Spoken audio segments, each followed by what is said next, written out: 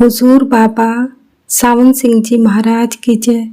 परम संत कृपाल सिंह जी महाराज की जय। अंतर में गुरु स्वरूप के दर्शन। गुरु प्यारी साध संगत जी, पिता के आशीर्वाद के बाद परम संत कृपाल सिंह महाराज जी ने प्रार्थना की, हे प्रभु, मैं जानता हूँ तुझे पाने के लिए पूर्ण गुरु से दीक्षा लेना आवश्यक है, परंतु मैं डरता हूँ कि किसी अधूरे से मेरा वास्ता ना पड़ जाए जो तुझ तक ना पहुंचा हो और मेरा जन्म बेकार ना चला जाए। शायद पिता के आशीर्वाद का ही फल था कि मेरी प्रार्थना स्वीकार हुई और मुझे अंतर में एक दिव्य हस्ती के दर्शन होने लग गए। इस संबंध में आप फरमाया करते थे कि वह जो पहाड़ की चोटी पर बैठा है देखता है कि कहाँ धुआं उठ रहा है।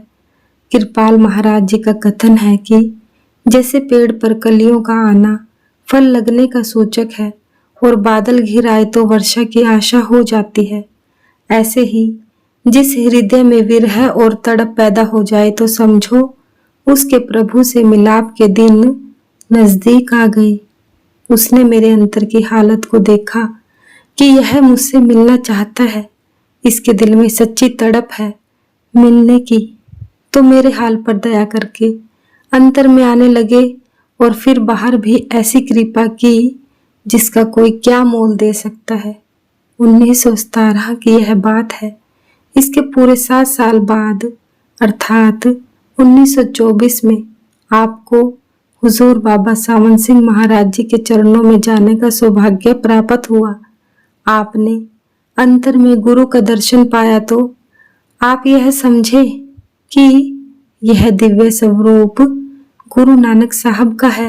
आपने अंग्रेजी और पंजाबी में इसके बारे में कई कविताएं लिखी जिनमें कहा कि मैंने गुरु नानक साहब के दर्शन किए हैं और उस दिव्य स्वरूप का वर्णन भी किया है जितना शब्दों में संभव हो सकता था।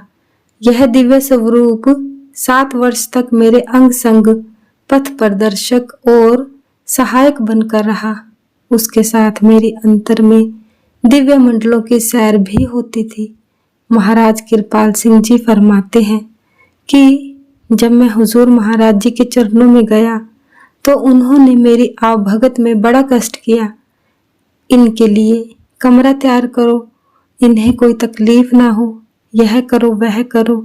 स्वयं जाकर मेरे ठहरने और आराम की व्यवस्था को देखा जिससे मुझे बड़ी परेशानी हुई। अतः अगले रविवार को जब उनके चरणों में गए तो प्रार्थना की, हुजूर इस सेवक के लिए इतना कष्ट ना किया करें।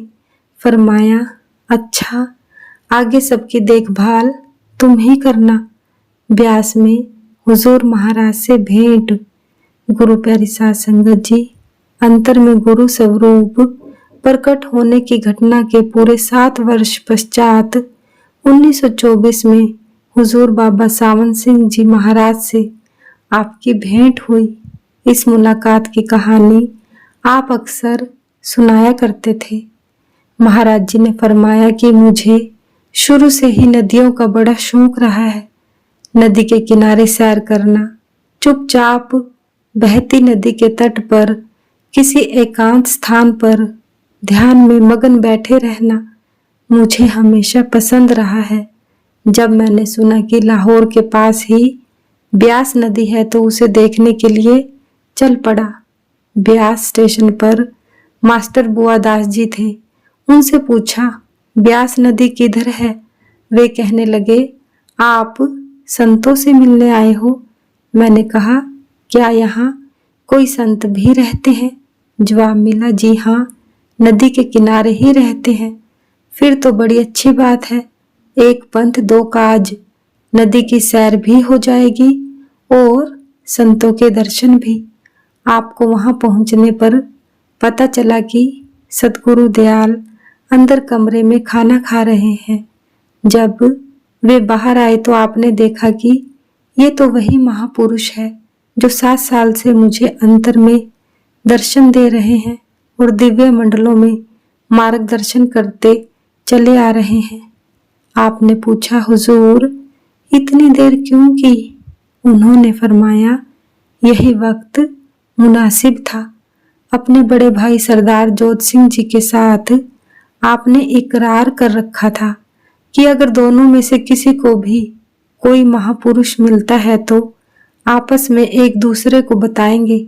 अतः सरदार जोध सिंह जी को आपने यह तार भेजा। I have seen a personality walking on earth in all humility of Guru Nanak, but wait till you hear from me next.